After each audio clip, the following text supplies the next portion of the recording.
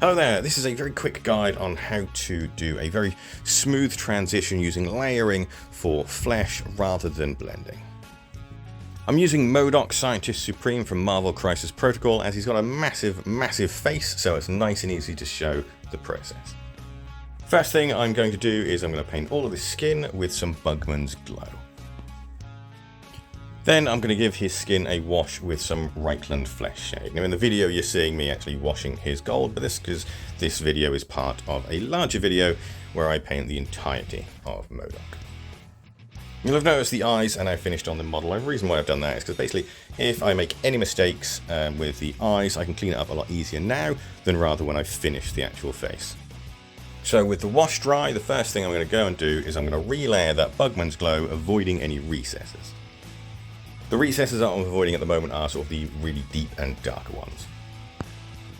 The next layer will be a 70-30 mix of Bugman's Glow and Cadian Flesh Tone. And what we're trying to do is we're going to be building up the layers, and then each layer will slowly get progressively smaller as we're trying to focus on where the light would catch. The next layer will be a 50-50 mix of Bugman's Glow and Cadian Flesh Tone. Then a 30-70 mix of Bugman's Glow and Cadian Flesh Tone. Obviously this is in favour of Cadian Flesh Tone. Then it's just Cadian Flesh Tone all by itself. Next it's a 70-30 mix of Cadian Flesh Tone and Kislev Flesh. And it's at this stage that we're trying to really sort of emphasise the highlights. So for the next step it's a 50-50 mix of Cadian Flesh Tone and Kislev Flesh, followed by a final highlight of a 30-70 mix of Cadian Flesh Tone and Kislev Flesh. Now this final highlight will literally just be for all those very peaks where the light would hit. And there we are, a nice smooth transition from the shadow to the highlights.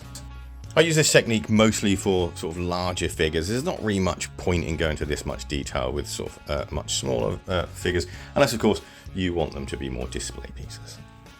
If you enjoyed this video and you'd like to see how the rest of MODOK turned out, then you should give me a like and a subscribe, and maybe a share as well if you want to be, so it'd be greatly appreciated.